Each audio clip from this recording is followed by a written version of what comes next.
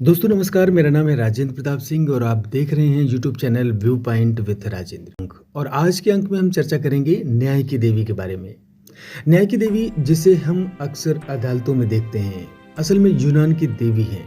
उनका नाम जस्टिया है और उन्हीं के नाम पर जस्टिस शब्द आया। उनकी आंखों पर बंधी पट्टी दिखाती है कि न्याय हमेशा निष्पक्ष होना चाहिए। 17वीं शताब्दी में एक अंग्रेज अफसर पहली बार इस मूर्ति को भारत लाए थे। यह अफसर एक न्यायालय अधिकारी थे। 18वीं शताब्दी में ब्रिटिश राज के दौरान न्याय की देवी की मूर्ति का सार्वजनिक रूप से इस्तेमाल होने लगा। 16 अक्टूबर को इसी न्याय की देवी की एक नई प्रतिमा सामने आई और वायरल हो गई। आज हम उसी के बारे में चर्चा करने जा रहे हैं। अगर आप चैनल पर नए हैं तो प्लीज चैनल को सब्सक्राइब जरूर कर लीजिएगा। चलिए विस्तार से जानते हैं।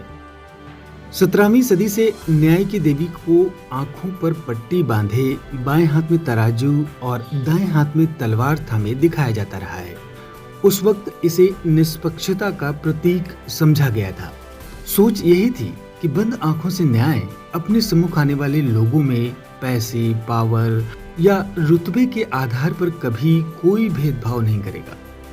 तराजू का एक पलड़ा झुका रहने का संकेत था कि दोनों पक्षों की बहसें सुनने के बाद न्याय का फैसला उसके हक में दिया जाएगा जिसके गवाह और तर्क में दम हो। और तलवार का मतलब था न्याय की शीघ्रता से, यानी तलवार को इस बात का प्रतीक माना गया था कि बिना किसी देरी और उलझन के सही फैसला दिया जाएगा। मगर अब ये सब बातें इतिहास बन जाएंगी, क्योंकि न्याय की देवी नई प्रतिमा न सिर्फ खुली आंखों वाली है, बल्कि तलवार की जगह हाथ में संविधान है और तराजू के पलड़े को भी अब बराबर कर दिया गया है। श्वेत रंग की भारतीय साड़ी पहने न्याय की देवी को सिर पर मुकुट, माथे पर बिंदी, गले में हार और कानों में आभूषण पहने दिखाया गया है।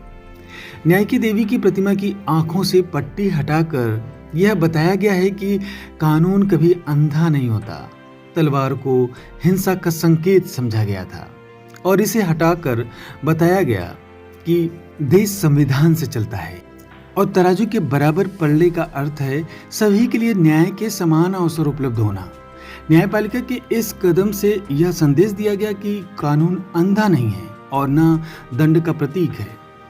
समाचार पत्रों में छपी खबर के मुताबिक सुप्रीम कोर्ट के मुख्य न्यायाधीश D.Y. चंद्रचूड़ के आदेश पर इस नई प्रतिमा को सुप्रीम कोर्ट की जजों की लाइब्रेरी में अप्रैल 2023 में रखा गया है। लेकिन यह प्रतिमा अब यानी कि 16 अक्टूबर 2024 से वायरल है। सूत्रों के मुताबिक मुख्य न्यायाधीश का मानना है कि भारत को ब्रिटिश विरासत से निकालकर आगे बढ़ना चाहिए। यह उसी तरह है कि भारतीय दंड संहिता जैसे औपनिवेशिक युग के आपराधिक कानूनों को भारतीय न्याय संहिता में बदल दिया गया है। कुल मिलाकर प्रतीकात्मक बदलावों का भारतीय न्याय व्यवस्था पर सीधे शायद ही कोई असर पड़ेगा। भारतीय अदालतें इस मामले में उम्मीदों पर पूरी तरह खरी नहीं उतर सकी हैं।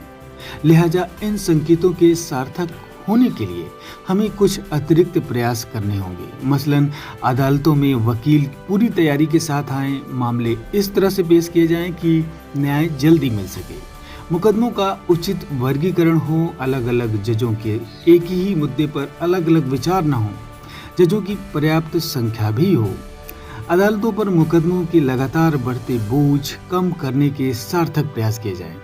तभी न्याय की देवी के तमाम संकेतों को वास्तव में साकार किया जा सकता है। तो आज बस इतना ही। नमस्कार।